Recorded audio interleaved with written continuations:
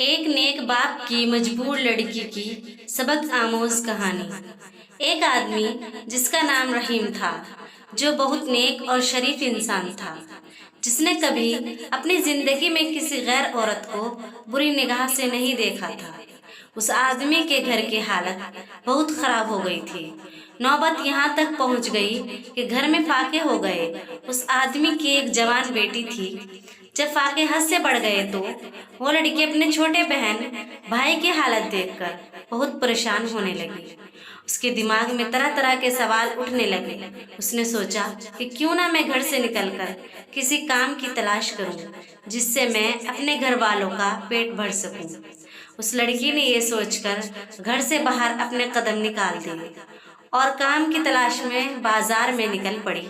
कभी किसी के घर में काम मांगने गई तो कभी किसी की दुकान में, मगर किसी ने उसे काम नहीं दिया। वो थक हार कर अपने घर वापस लौट आई।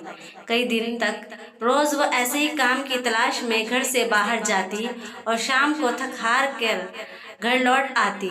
जब कहीं भी उसे कोई काम नहीं मिला तो वो लड़की गलत कदम उठाने पर मजबूर हो गई।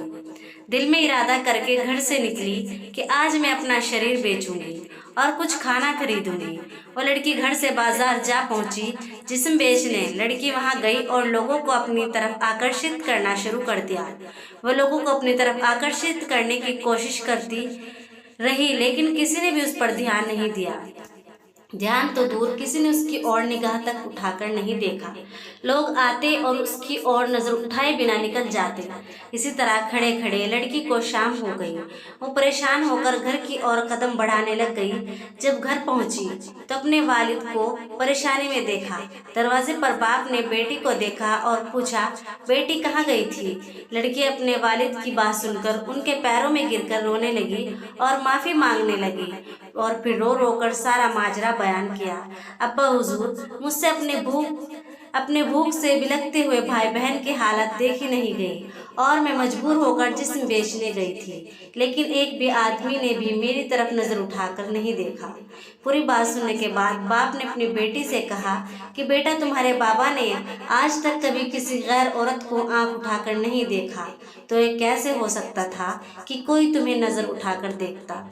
सबक, इसीलिए अपनी गंदी निगाह किसी औरत पर मत डालो, क्योंकि नजर गर्म बीज होता है। जैसा बोगे कल को वैसा ही पाओगे।